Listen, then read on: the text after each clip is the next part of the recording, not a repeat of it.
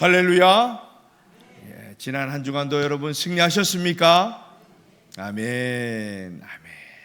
저는 참 기쁠 때가 여러분이 활짝 웃으면서 아멘으로 화답할 때가 너무나 기쁘고 정말 감사합니다.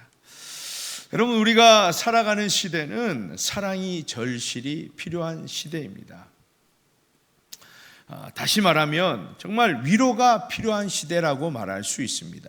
왜냐하면 사는 게 너무 치열하고 힘들기 때문입니다. 이처럼 갈수록 서민들의 삶은 더 어려워지고 있습니다. 그래서 남들보다 더 열심을 떨지 않으면, 더 부지런히 하지 않으면, 더 뭔가 하지 않으면 살아가기 힘든 그런 상황입니다. 이렇게 바쁘게 살아가다 보니까 다른 사람들을 위로하고 이 사랑할 마음의 여유조차 없다라는 겁니다. 그래서 여유 없는 분들은 얼굴이 늘 찹습니다. 무섭습니다. 그럴 수밖에 없다라는 거죠. 그만큼 치열하게 살아간다라는 뜻입니다.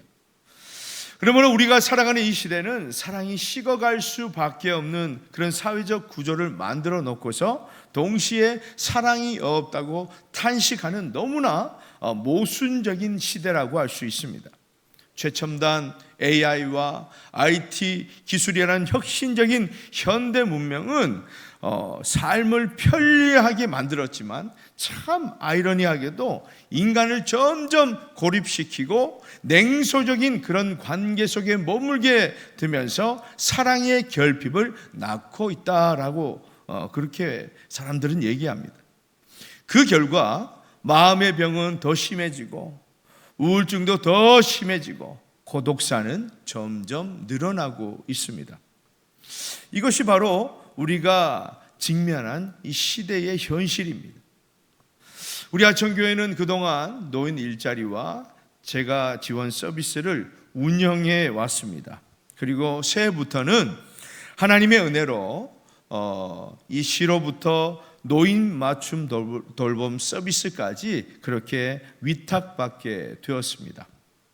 이에 따라서 장목, 하청, 이 연초 지역에 계신 어르신들이 잘 지내시고 계시는지, 어려움이 없는지를 매일 살피는 사역도 우리가 감당하게 되었다라는 겁니다. 이러한 노인 일자리, 재가 지원 서비스, 노인 맞춤 돌봄 서비스, 이것의 목적이 뭡니까?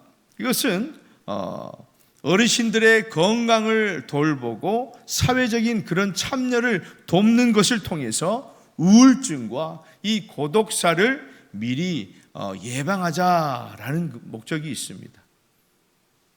이런 귀한 사역을 우리 교회가 위탁받아서 할 수 있음에 너무나 감사합니다. 이처럼 사랑이 식어가는 이 마지막 시대를 살아가면서 이 교회의 본질을 다시 생각해 보면 교회의 사명은 뭡니까? 분명해진다라는 겁니다.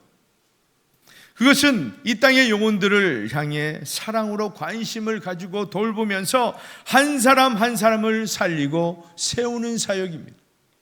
이것이 뭐예요? 저와 여러분, 우리 교회가 존재하는 이유입니다. 우리 교회가 반드시 감당해야 하는 책임이다라는 것입니다.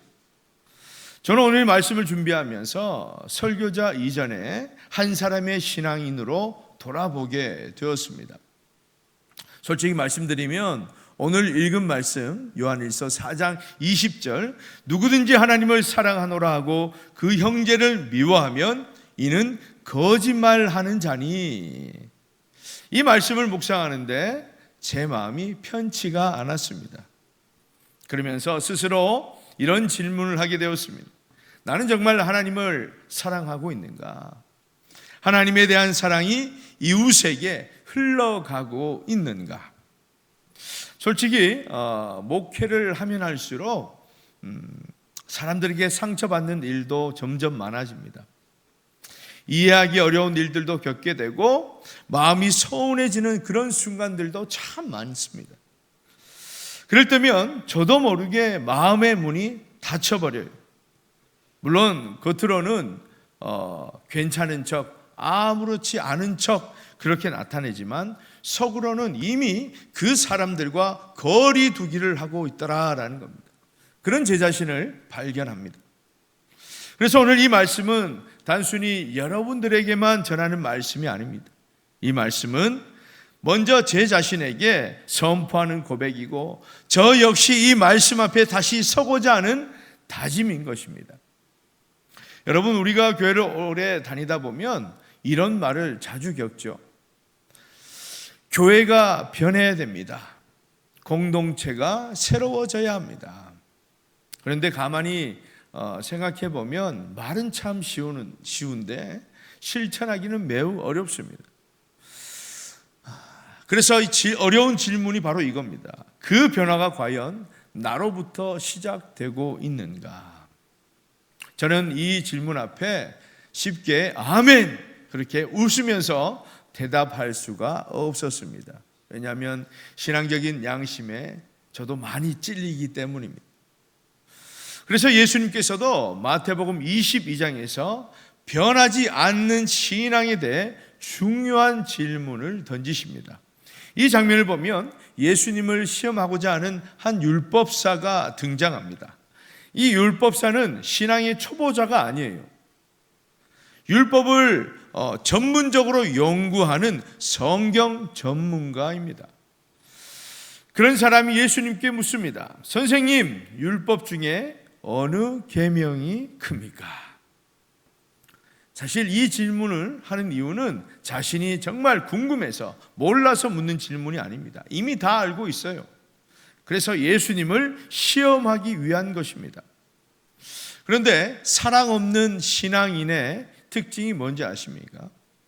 질문은 많고 똑똑한 것 같은데 정작 그 사람의 삶은 변하지 않는다라는 겁니다.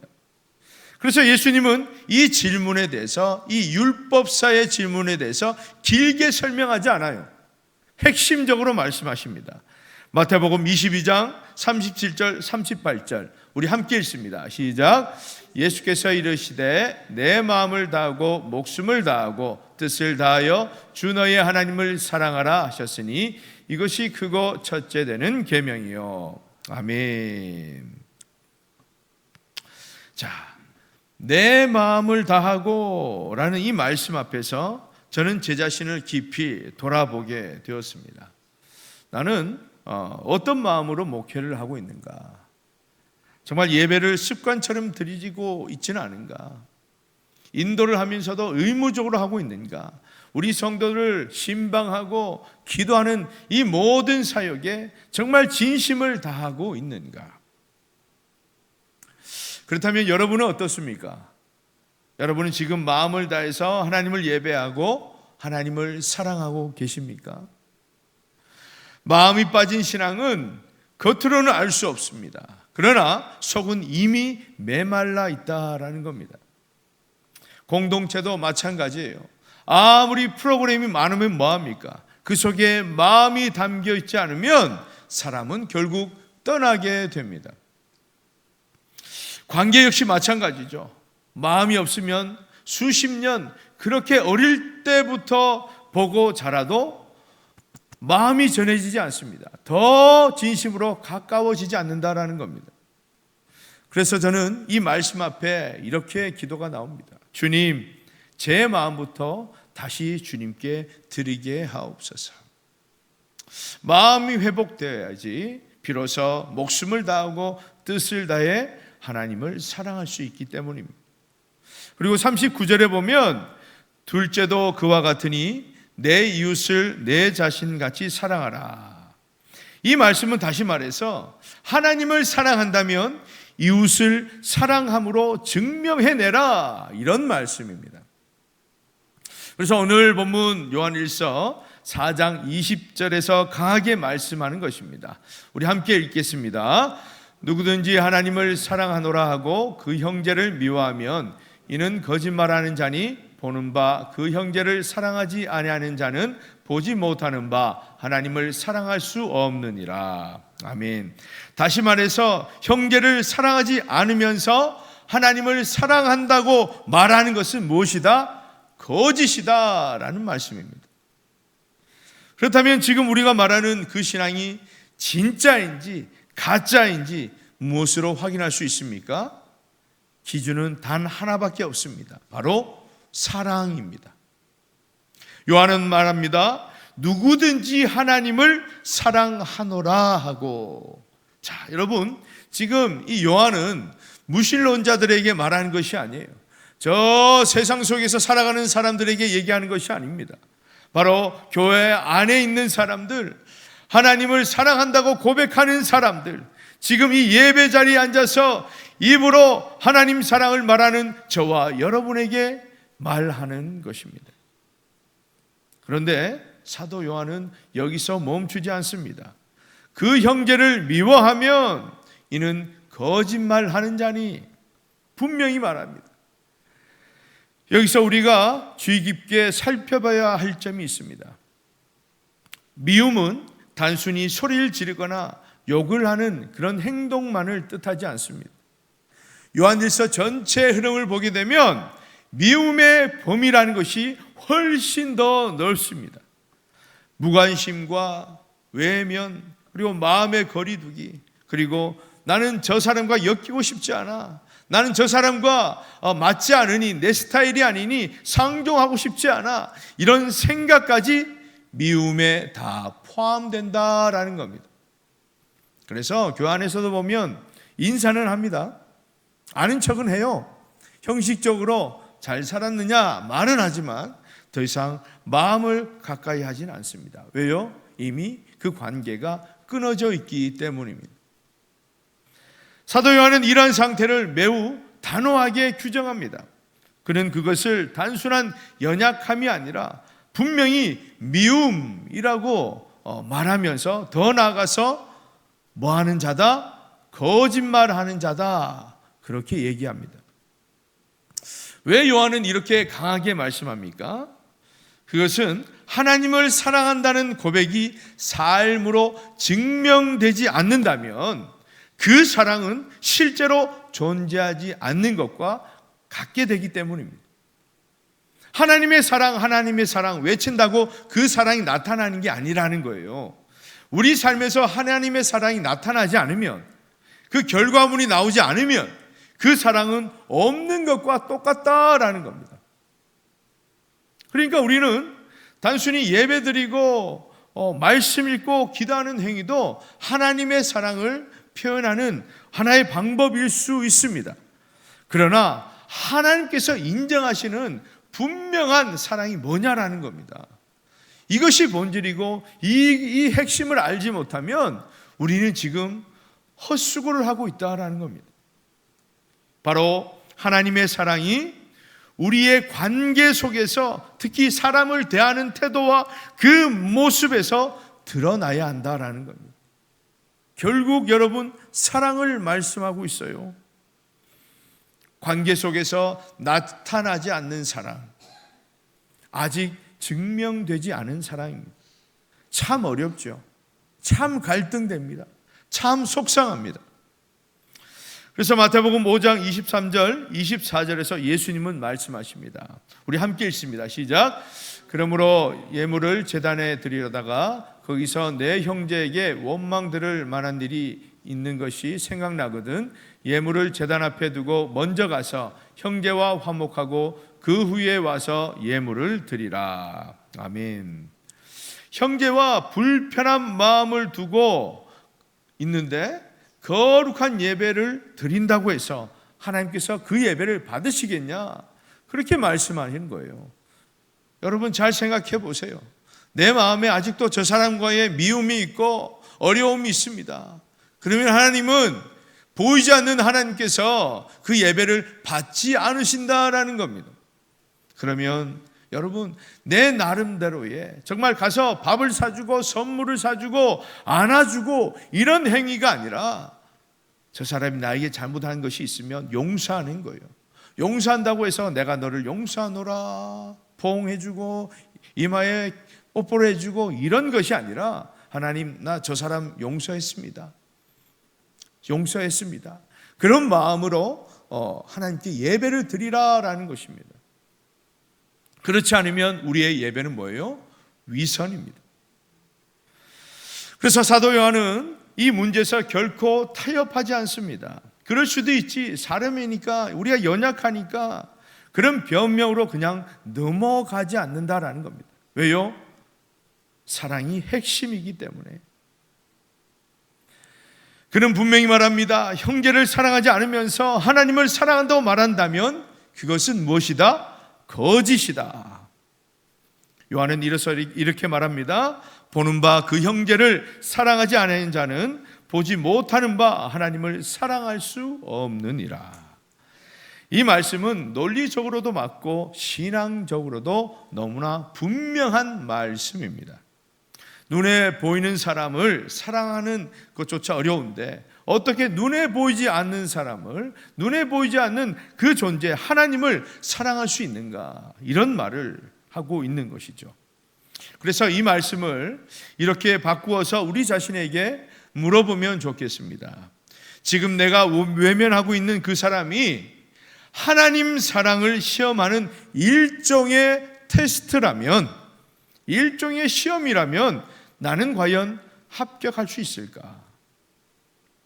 내가 미워하고 싫어하고 어려워하는 그 관계 속에 있는 사람이 하나님의 사랑에 대한 테스트라면, 시험지라면 정말 내가 합격할 수 있을까?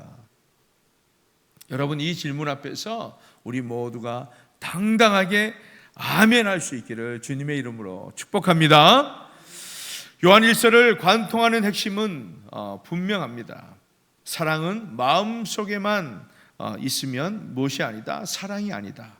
사랑은 반드시 보이는 모습으로 나타나야 하는 것입니다. 그래서 사도 요한은 반복해서 말합니다. 사랑은 말이 아니라 행함입니다. 사랑은 고백이 아니라 삶입니다. 사랑은 신앙의 결과입니다. 이처럼 성경이 말하는 사랑은 선택사항이 아니다라는 겁니다. 해도 되고 하지 않아도 된다, 그런 선택사항이 아니라 반드시 해야 할 것이 무엇이다? 사랑이다라는 겁니다. 그래서 사랑은 신앙의 필수 조건입니다. 계속해서 사도 요한은 강력하게 말씀합니다. 우리 21절 말씀 함께 읽습니다. 시작.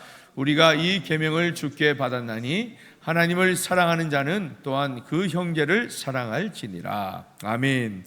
우리가 이 계명을 주께 받았나니, 사랑은 옵션도 아니고 권면도 아니고 계명입니다. 율법입니다. 명령입니다. 여유 있으면 하세요. 괜찮으면 하세요. 진정되면 하세요. 그런 게 아니라 하나님을 사랑하는 자는 또한 그 형제를 사랑할지니라. 앞서 말씀대로 여러분, 안타깝지만 이 사랑은 선택의 여지가 없다라는 겁니다. 결국 무엇이다? 사랑이다. 그래서 요한 1서의 말씀을 통해서 하나님께서 우리에게 들려주시는 음성은 분명합니다. 변화가 나로부터 시작되어 공동체로 이어지지 않으면 우리의 신앙은 점점 그 삶을 잃고 말로만 남게 된다라는 겁니다. 여러분, 그래서 교회란 무엇입니까? 건물입니까? 아닙니다. 프로그램입니까? 아닙니다. 직분입니까? 아닙니다. 교회는 관계입니다. 사랑의 관계다라는 거죠. 그래서 교회는 사랑으로 상처받은 사람이 다시 신뢰할 수 있는 관계가 되어야 됩니다. 교회는 사랑으로 실패한 사람이 언제든 돌아올 수 있는 그런 관계가 되어야 됩니다. 교회는 사랑으로 연약한 사람이 더 주눅들고 소외당하고 숨지 않아도 되는 그런 관계가 되어야 합니다. 이것이 하나님께서 이 마지막 시대에 교회에게 원하시는 진정한 교회 모습이다라는 것입니다. 그러므로 우리 공동체가 반드시 변해야 하는 이유는 무엇입니까? 세 가지로 보면, 첫째, 공동체는 세상이 보는 복음의 얼굴이기 때문입니다. 세상 사람들은 성경을 먼저 읽지 않습니다. 세상 사람들은 교회를 먼저 보고 성도를 봅니다. 만일 우리가 서로 미워하고 상처 주고 판단하는 그런 모습만 보인다면 세상은 이렇게 묻습니다. 과연 저들이 얘기하는 복음은 무엇인가? 과연 저들이 얘기하는 사랑은 무엇인가? 그렇게 의문을 갖게 되는 것입니다. 그렇기 때문에 이 교회 공동체는 말로 전하는 복음이 아니라 우리의 삶으로 해석되는 복음의 해석서이다라는 것입니다. 두 번째는 공동체가 아프면 개인도 무너지기 때문입니다. 혼자만 건강한 신앙은 존재하지 않습니다. 그래서 이 공동체가 차가워지면 사랑도 식어지고 열정이 식어지면 모이지 않습니다. 공동체가 분열되면 개인의 그 믿음도 흔들리게 되어 있습니다.